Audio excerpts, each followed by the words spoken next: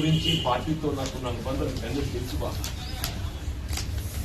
పార్టీలో కొనసాగటం అనేది ఆలోచించిన పరిస్థితి ఏర్పడుతుందంటూ నేను పార్టీలో కొనసాగడం. ఎందుకంటే ఇవాళ ఆయన ఊరు వచ్చి మా మీద ఆధిపత్యం చెలాయిస్తా అని చెప్పని మా కాంగ్రెస్ పార్టీ మీద ఆధిపత్యం చెలాయిస్తే, మా కార్యకర్తలు అజమాయి చెలాయిస్తే, మా హక్కులకు కాజేస్తే,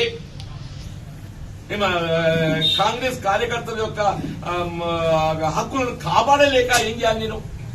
please guide me, please guide me. Definitely అదే, అందుకే బాధపడుతున్నా అంటున్నా నేను. ఇప్పుడు ఈ శోభ ఇది ముగింపు కాదంటున్నా నేను. ఇట్లా ఈ విధమైన ఈ వేధింపులు ఈ వేధింపులు సహిస్తూ ఎంతకాలం కొనసాగగలుగుతామా? నాకు నేను ఏదైతుందో, నా మనోవేదన ఏదైతుందో ఎక్స్ప్లెయిన్ చేస్తున్నా సార్. కెన్ ఐ కంటిన్యూ ఈ వేధింపులు భరించగలుగుతానా? ఎంతకాలం భరించగలుగుతా? దీని పరిష్కారం ఏంటి అనే నాకు నేను ఊహించలేకపోతున్నాను, నాకు నేను ఊహించుకోలేకపోతున్నా బాబు అంటున్నాను. మున్సిపాలిటీ కాంగ్రెస్ వశమైందని, జెండా ఎగిరిందని చెప్పి సంబరపడమంటారా? మళ్ళా కదే కొత్త సీసాలో పాత సారా, కొత్త సీసాలో పాత సారా. 5 ఏళ్ళు అట్లా దోపిడీకి గురైంది. 5 ఏళ్ళు ఇదే ఎమ్మెల్యే గారు, 5 ఏళ్ళు ఇదే ఎమ్మెల్యే గారు అట్లా దోపిడీకి గురైంది. 16 మంది కమిషన్లు బదిలీ అయ్యిండ్రు, 8 మంది ఉద్యోగస్తులు జైలు పాలైండ్రు. మా మిత్రుడు ఎవరైనా చౌకరావు గారి పేరు చెప్తారండి, నాకు తెలుసు. నేను అదే చౌకరావు గారి ఆధ్వర్యంలో కాంగ్రెస్ పార్టీ చేరింది 84 డిసెంబర్లో. సరే, ఇంతవరకు కొనసాగుతుంది. ఈయన మధ్యలో 20 ఏళ్ళు ఎక్కడ వలస పోయొచ్చిందే? అంటే కాంగ్రెస్ కుటుంబం బాగుంటుంది కదా. మరి నడవ 20 ఏళ్ళు ఎక్కడ బతకవేను? నడమ 20 ఏళ్ళు ఎక్కడ బతకవేను అని చెప్పి అంటున్నా. ఎందుకు ఎందుకు మా ఆత్మహత్యం దెబ్బతీస్తావు? ఎందుకు మా గోస పెడతావు? ఎందుకు మాతో చెలగాల అట్లా ఆడుతున్నావు? It's a privilege right, it's a constitution right. మరి రాజ్యాంగ నిర్వచనం ఉన్నదా? ఒక రాజకీయ పార్టీకి వెళ్ళి ఎంపికై ఆ పార్టీలో కొనసాగుతూ ఇంకో రాజకీయ పార్టీతోని మరి దాన్ని ఏమన్నా నాకు తెస్తలేదా? వాళ్ళు అంత పెద్ద వ్యవహారాలను జోక్యం చేసుకుని నువ్వు ఆధిపత్యం చేయాలని చూస్తే అది ఏమన్నట్టు? What it is? అట్లయినా నా రాజ్యాంగం నిర్వచించిందా? మరి అటువంటి ఆర్టికల్ జోడిస్తారా దానికి? ఇప్పుడు ఏమైపోయిందంటే జగిత్యాల తెలంగాణ రాష్ట్రంలో కొనసాగుతున్నటువంటి పరిస్థితి చూస్తుంటే, జగిత్యాల పరిస్థితి చూస్తుంటే టెన్షన్ ఇది ఆర్టికల్ జోడించాలి. నువ్వు హౌస్ లో ఓటు వేయడానికి మాత్రమే నీవు ఏ పార్టీ చెప్పబడో ఆ పార్టీ.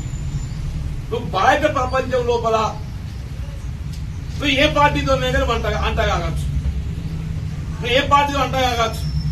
అటువంటి ఏదైనా నిర్వచనం అందులో ఆర్టికల్ జోడించాలనిపిస్తుంది నాకు. మంచిగా ఈ ప్రజాస్వామ్యం పరిహాసం అంటున్నావు. మీరు ఏంటి వాటికి? మరి మా పరిస్థితి చూస్తుంటే వాళ్ళు మేము మాకు భవిష్యత్తు ఏంటి అనేది మాకు గోచరించలేదు.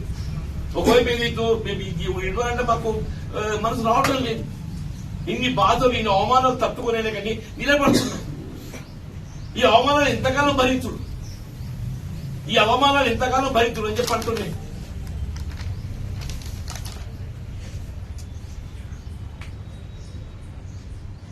నేను మొన్నే పేర్కొన్నా, దయచేసి మా విముక్తి కలిగించవా, మా స్వేచ్ఛ ప్రసాదించమని ఇక్కడెక్కడ మాట్లాడి చెప్పాను. మా స్వేచ్ఛ ప్రసాదించమని చెప్పానండి. నేను కాంగ్రెస్ పార్టీ అధిష్టానం కూడా అదే చెప్పాను.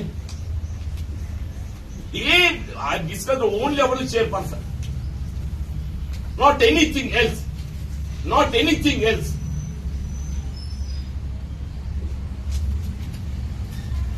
మరి మిత్రుడు శ్రీనివాస్ కావటం అనేది వ్యక్తిగతంగా అంశం కాదు. ఇది 20వ తారీఖు నాడు ఏదైతే ఎమ్మెల్యే గారితో కలిసిందట, 25 నాడు ఏదో మరి నామినేషన్ వెంకటేశ్వరరావు తెలియదు, 28, 29, 30 నాకు తెలియదు. ఇప్పుడు ఆయన చెక్ కుర్చీలో కూర్చున్నాడు. మరి ఈయన గారికి ఏం అనుబంధం, ఏ రుణం తీసుకుంటున్నావు ఏదో మాకు తెలియదా?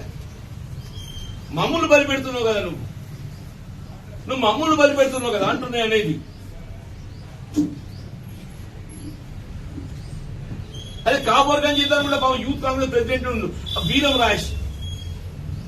రాజేష్ ఏదైతే ఉందో యూత్ ప్రెసిడెంట్ కాపు సామాజిక వర్గం చెందినట్టు పూర్తిగా ఇండిపెండెంట్ పెట్టి ఆయన ఓటుకి పాలైండే. వీరం రాజేష్ ఏదైతుందో యూత్ ప్రెసిడెంట్, జిల్లా యూత్ ప్రెసిడెంట్. వాడికి వెళ్తే ఎక్కడ పోటీ ఎత్తాడు కూడా మరి ఏమనుకుంటుంది నాకు తెలియదు. యూత్ కోటానికి అత్తమే అనుకున్నా ఏందో తెలియదు. ఆయనకి ఇండిపెండెంట్ పోటీ పెట్టేది అవుతుందో ఆయన ఫైనాన్స్ చేసి ఏ బాబా బీరం రాసి ఓటుని కారకూడదు అని చెప్పి అది బాబా అది పార్టీ ఫిర్యాదుకు సంబంధించినటువంటి ఒక షెడ్యూల్ అందులో పెట్టుకోబడి అందులో కింద కొత్త నిర్వచనం ఉందో నాకు తెలుస్తలేదు. ఒకవైపు ఏదైతుందో స్పీకర్ గారు బీఆర్ఎస్ పార్టీ అంటారు, మరి బయట వచ్చేది అవుతుందో కాంగ్రెస్ పార్టీ అంతర్గత వ్యవహారాలను జోక్యం చేసుకుంటూ నువ్వు అభివృద్ధి కొరకు పాటుపడు ఆయన సంతోషపడతాను. వాళ్ళ మేము కూడా ఏదైతుందో కాంగ్రెస్ పార్టీ తెలంగాణ రాష్ట్రంలో ఏదైతుందో అధికారంలో రేవంత్ రెడ్డి గారు